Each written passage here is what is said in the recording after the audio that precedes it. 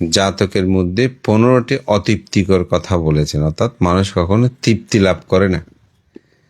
তো সেটা হচ্ছে কি, যারা বুদ্ধির গুণ ভাষণ করে, আপনি বুদ্ধির যত গুণ ও কথা বলবেন মনে হবে যেন এখনো বলা শেষ হয়নি। যিনি ধর্মের গুণ ভাষণ করেন, তিনি যতই ধর্মের গুণ ভাষণ করুক মনে হবে যে ধর্মের গুণ বলা শেষ হয় নাই। যিনি সঙ্গের গুণ ভাষণ করেন, সঙ্গের গুণাপনা করেন, তিনি যতই সঙ্গের কথা বলুক দেখবেন ওনার সঙ্গের গুণপনা শেষ হবে না। তো সেজন্য যিনি শীল পালন করেন, দেখবেন শীল পালন করে তার শীল পালন করা শেষ হবে না। যিনি অকাতরে দান ও কর্ম সম্পাদন করেন, তিনি দান করে কোনোদিন আত্মতৃপ্তি লাভ করতে পারবে না। এখন রূপন বক্তব্য যদি বলি যে আপনি তো অনেক দান করেছেন, এখন আর কি দান করতে ইচ্ছে বলতে বানতে বলবে যে আমি তো দান করে তৃপ্তি পাই না, মনে হয় যে আরো করি। এটা হচ্ছে মানুষের জীবনে, বুদ্ধ বলছেন এগুলো অতৃপ্তিকর। অনেকটা খারাপে অতৃপ্তি আছে, এটা ভালোতে অতৃপ্তি। তো এই জন্য আমি যেটা মনে করি, এই পরিবার সেরকম দান কর্ম সম্পাদন করেন এবং তাহার সুযোগ্য সন্তান যে আমাদের পিয়াল, সেও কিন্তু তার অবস্থান থেকে বিশাল অর্থ প্রাচুর্য হয়তো তার নেই, কিন্তু তার স্বল্প অর্জিত সম্পদ থেকেও মানবতার ক্ষেত্রে, সাংগঠনিক, জাতি, ধর্মের যে কোনো সময় আপদ বিপদে সবসময় সে এগিয়ে যায়। আমাদের জাতিসত্তা রক্ষার সংগ্রামের বহু জায়গায় আমি তার সম্পৃক্ততা দেখেছি। আমার ব্যক্তিগত পক্ষ থেকে তার এই সমাজ সধর্ম সচেতনতাকে আমি সাধুবাদ জানাই। আমাদের পরম শ্রদ্ধেয় আনন্দ মিত্র ভান্তের একটি কথা আমি মাঝে মধ্যে সাংগঠনিক যারা ব্যক্তিত্ব তাদেরকে উপলক্ষ করে বলি।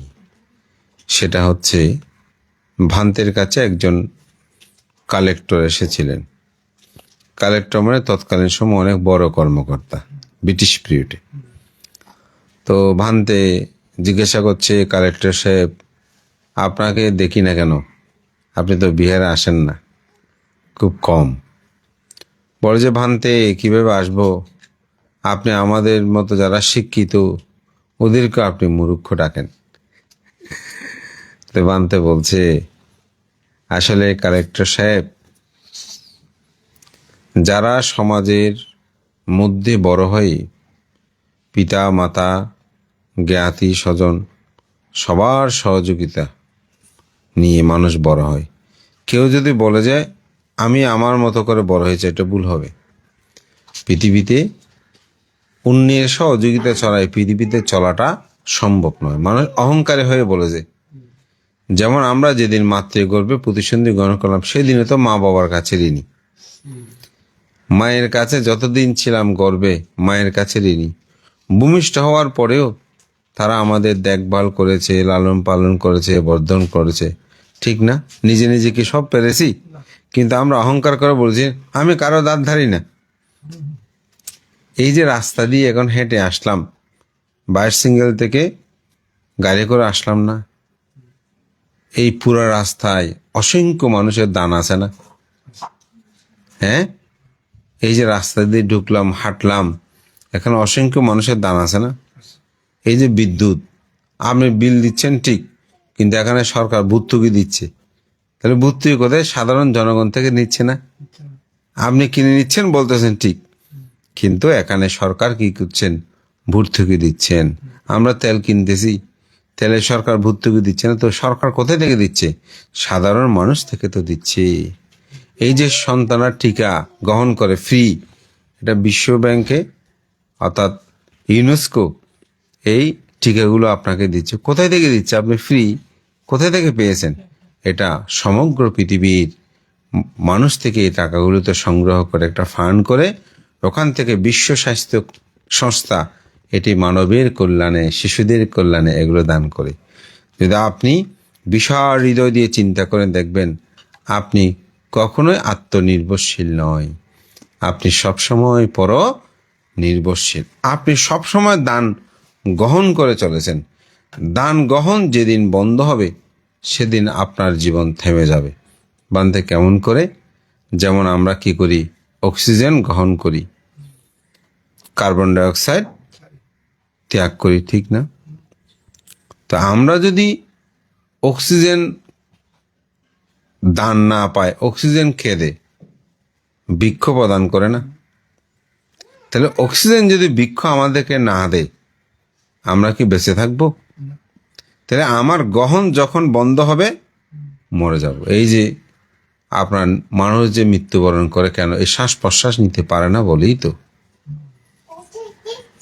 এই যে করোনাকালীন সময় কি হয়েছিল, যদি অক্সিজেনটা মানুষটা নিতে পারতো বেঁচে থাকতো, তাহলে নিতে পারেনি। অর্থাৎ দান যদি গ্রহণ করতেও না পারে তাতেও মানুষ, আবার যদি ত্যাগও করতে না পারে, যদি কার্বন ডাইঅক্সাইড ত্যাগ না করতো তাহলে মানুষটাকে বাঁচবে না তো। তো এই জন্য পৃথিবীর এটা নেচারাল ধর্ম, প্রকৃতির ধর্ম, সেটা হচ্ছে দান নেওয়া এবং দান দেওয়া। এটাই হচ্ছে জীবন। এই জন্য বুদ্ধের কথাগুলো আমার মাঝে মধ্যে খুব অসাধারণ লাগে।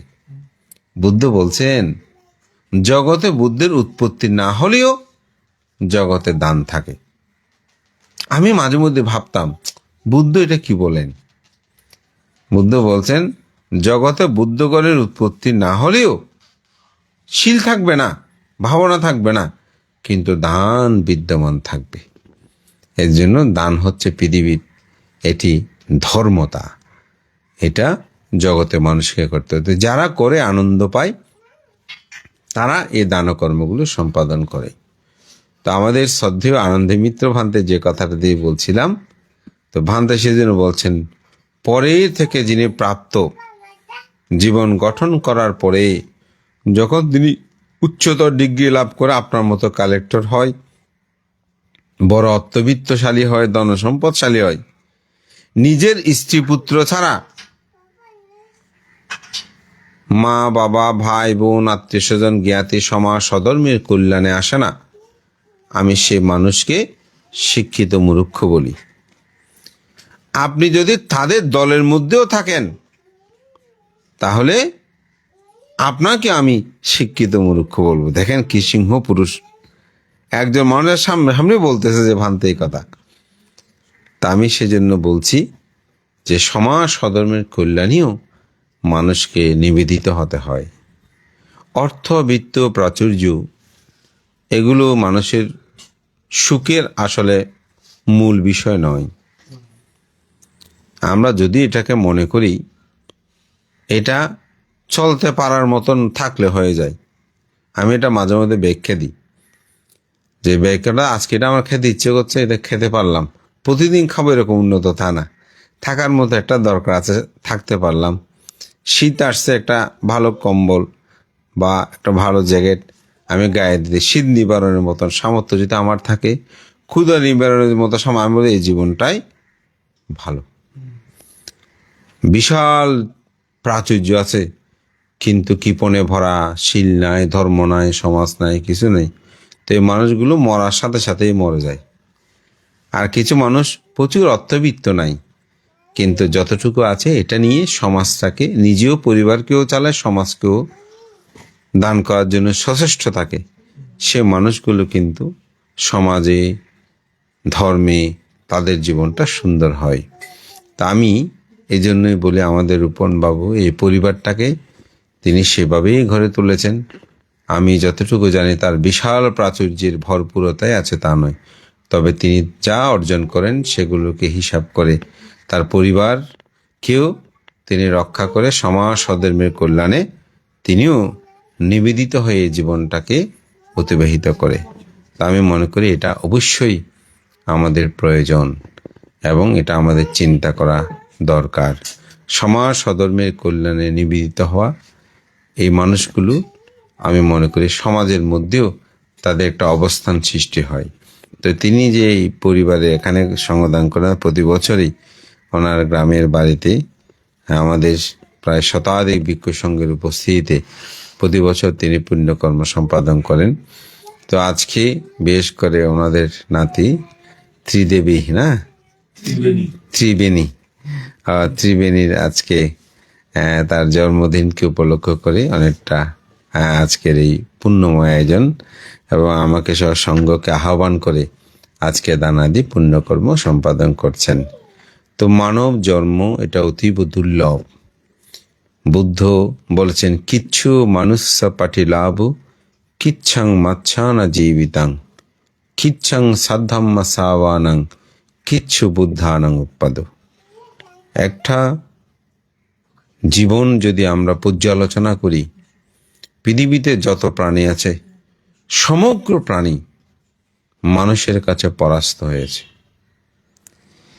যে প্রাণী তার জীবনের সীমাবদ্ধতা ততটুকু, কিন্তু মানুষ এমন, সে আকাশে উঠতে পারে, পাতালেও যেতে পারে, গভীর সমুদ্রেও সে থাকতে পারে, গ্রহ উপগ্রহেও সে এখন বিচরণ করে, কিন্তু অন্য প্রাণীর পক্ষে পৃথিবীতে তা সম্ভব হয়নি।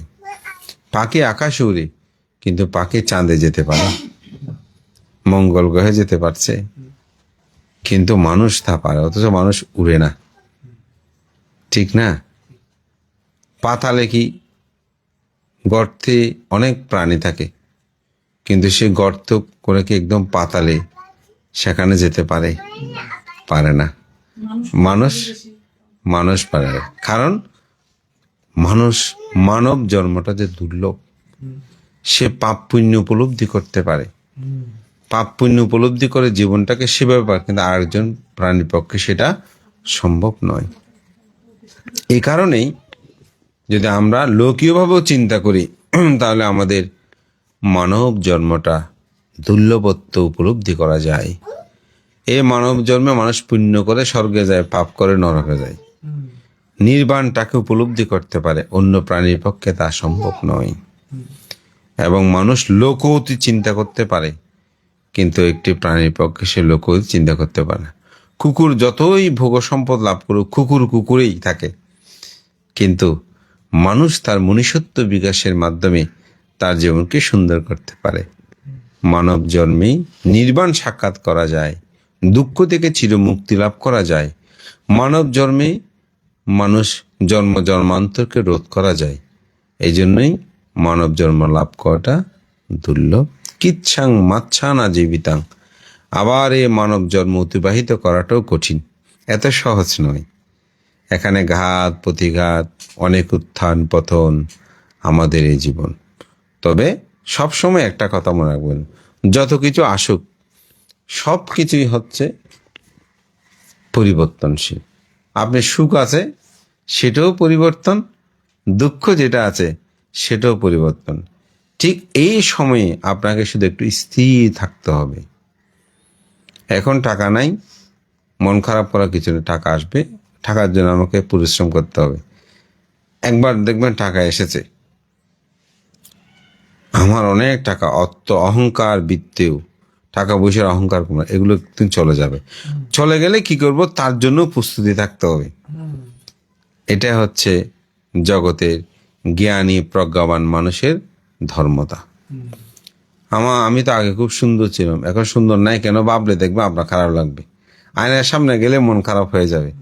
কিন্তু আপনি যদি ভালো চিন্তা করেন যে না, আমার জীবনটা একসময় এরকম হবেই, তাহলে ওই রকম হলে আপনার কাছে আর দুঃখ উৎপত্তি হবে না। এই জন্যই মানব জন্ম অতিবাহিত করা এটি দুর্লভ। শত কিছু আসুক, আমি বলবো আমি সত্য আদর্শে আমি বিদ্যমান থাকব। আমরা যখন, আমার ব্যক্তিগতভাবে বলছি, আমরা যখন জায়গাটা নিলাম, মাত্র 1.5 ঘন্টা জায়গা, তা আমাকে ওখানে একজন উপাসক বিশ্বজিৎ বাবু বলে, উনি আমাকে খুব বলে যে, ভান্তে আপনারা বহু জায়গায় প্রতিষ্ঠান করতেছেন, প্রথমে একটা থানা আমাদের চট্টগ্রাম মহানগরে, এখানে অনেক বুদ্ধ আছেন, আপনি একটা বিহার এদিকে করলে বানতে খুব ভালো হতো। তা আমি বললাম ঠিক আছে উপাসক, আমার এখন তো আসলে আপনি যদি বলেন একটা বুদ্ধ মুক্তির কথা, মানুষে টাকা দেবে, কিন্তু বিহারের জায়গা ক্রয় বললে সহজে টাকা দিতে চায় না। তো এটা কারণটা হচ্ছে আসলে জায়গা নিচ্ছে কি নিচ্ছে না এটা নিয়ে একটা সন্দেহ থাকে। তা আমরা প্রথমে একটা ছোট জায়গা নিলে ওটা মোটামুটি আমরা আপনার যা দান ধর্ম দিয়েছেন ওগুলো নিয়ে একটা আমি দিতে পারবো, ওগুলো নিয়ে আগে একটা কিনে ফেলি। তা আমরা প্রথমে 1.5 ঘন্টা দিয়ে জায়গাটা শুরু করেছিলাম। তা আমি ওখানে গেলেই আমি প্রায় সময় পুণ্যের কাছে প্রার্থনা করতাম। মানে আমি আজকে 29 তারিখের পর থেকে সত্যি আমার মনে একটা অন্যরকম আনন্দ, মানে পুণ্যের প্রতি আরও বেশি আমার শ্রদ্ধাবোধটা আরও বেশি জাগ্রত যায়। তা আমি বুদ্ধমুখকে বন্দনা করে আমি পুণ্যের কাছে প্রার্থনা করতাম, আমি তো সৎ কুশল চিন্তা নিয়েই এই বিহারটা প্রতিষ্ঠা করার চেষ্টা করছি। এখন ছোট জায়গা, এখানে বুদ্ধ পূর্ণিমা, অষ্টমী, অবশ্যই মাঝে মধ্যে বেশি করে পূর্ণিমার সময় মানুষের জায়গা হয় না, এদিকে হলে এদিকে জায়গা হয় না।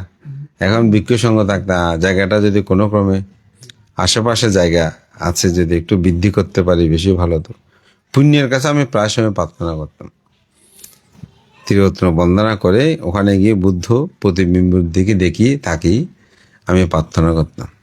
তো যে কোনো প্রকারে হোক আমি বলবো আজকে আপনি 4.5 ঘন্টা জায়গা মহানগরীতে, প্রায় 5 ঘন্টার কাছাকাছি ওখানে, এবং এটা 2 ঘন্টা সহ ধরলে এখন প্রায় 6.5 ঘন্টা, প্রায় 6.75 ঘন্টা জায়গা। এটা একটা বিশাল, কিন্তু তো এটা সুন্দর করে যদি করতে পারি এবং সবাই আপনারা যারা দায়িত্ব সবাই যদি এটা সহযোগিতা করে, আমি মনে করি বিহার ধানের এটা মহাপুণ্য। আমি মনে করি ইতিমধ্যে আমি অবশ্যই আমি ফেসবুকে আমি আহ্বানও করেছি, তো সবাই যদি অংশগ্রহণ এটা হয়ে যাবে। তা আমি প্রায় সময় আমার দায়িত্বকে বলতাম, আপনি সৎ চিন্তা করেন, ভালো চিন্তা করেন, প্রকৃত কল্যাণমুখী ভাবেন, দেখবেন এই বিহার প্রবৃদ্ধি হবে, অর্থাৎ জায়গা বর্ধিত, এবং এটা হয়তো আগামী সপ্তাহে একটু মানে ইয়ার কাজও শুরু করব, আপনার বাউন্ডারির কাজ। তো আমি অবাক হয়েছি, আজকে খুব সকালবেলা একজন উপাসক আমেরিকা শ্যামল বাবু বলে, ওনার কর্তালা দেখেন বাড়ি, তো আমাকে উনি ফোন দিলেন। আমি খলাম তো বলজবান্তে কালকেও আপনাকে ফোন দিয়েছিলাম, আমি আসলে আমি লাইনে ছিলাম না। তো বলজবান্তে আপনার প্রতি আমার একটা খুব শ্রদ্ধা আছে, তো আপনি যে কাজ করছেন ওখানে কি কি, আমি এখন উপাসক বলজভান্তে আমি 100 বস্তা সিমেন্ট আপনাকে দান করব। তো চিন্তা করেন, আপনি সৎ চিন্তে আপনি অগ্রসর হন, দেখবেন একজনে দেখলাম যে 1000 টাকা পাঠিয়েছে আমার বিকাশে, তা আজ সকাল আমি ওকে উপাসক আপনাকে পুণ্য দান। তো মানুষ যখন আসলে সৎ কাজটা করে বিভিন্ন বাধা আসে। আমি আজকে 8 মাস এটা নিয়ে কাজ করতেছি, এই কাজটা 8 মাসের অধিক হবে।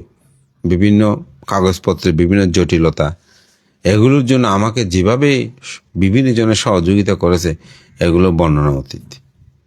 তো আজকে সেটা হয়েছে। তো পুণ্য কাজ, সৎ কাজ, এটি আপনার যদি আদর্শময় থাকে সে জীবন অবশ্যই সেটা করা সম্ভব হয়। তো মানব জীবনে এরকম অনেকগুলো আপনার বাধা বিঘ্ন আসবে, এগুলোকে কি করতে হবে, অতিক্রম করে চলতে হবে। আপনাদের পারিবারিক জীবনেও এই ধরনের সম্পদ একবার আসবে, একবার যাবে, একবার হয়তো এরকম, কিন্তু ধৈর্যচ্যুত হবেন না। আপনি আপনার আদর্শ অবিচল থেকে আপনি কাজ করে যাবেন, দেখবেন আপনার জীবনে এটা প্রাপ্তি ঘটবে।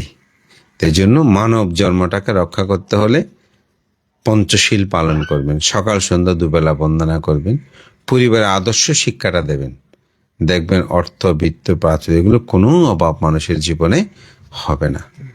তো তৃতীয় হচ্ছে কি, কিচ্ছাং সাধ্যাম্মা সাওয়ানাং, অর্থাৎ ধর্ম শ্রবণ হচ্ছে দুর্লভ, এত সহজ না, আয়াসাধ্য, কষ্টসাধ্য। তা আমরা অনেকেই মনে করি ধর্ম মানে কি সৎ কথা, ভালো কথা। বোঝে এখন আপনি রাস্তায় গিয়ে বলেন আমি এরকম সমস্যায় পড়েছি, দেখবেন উপদেশ দাতার কোনো অভাব নেই, বিভিন্ন উপদেশ আপনাকে দেবে, কিন্তু আসলে খাজের উপদেশ দাতা জগতে খুব কম। জগতে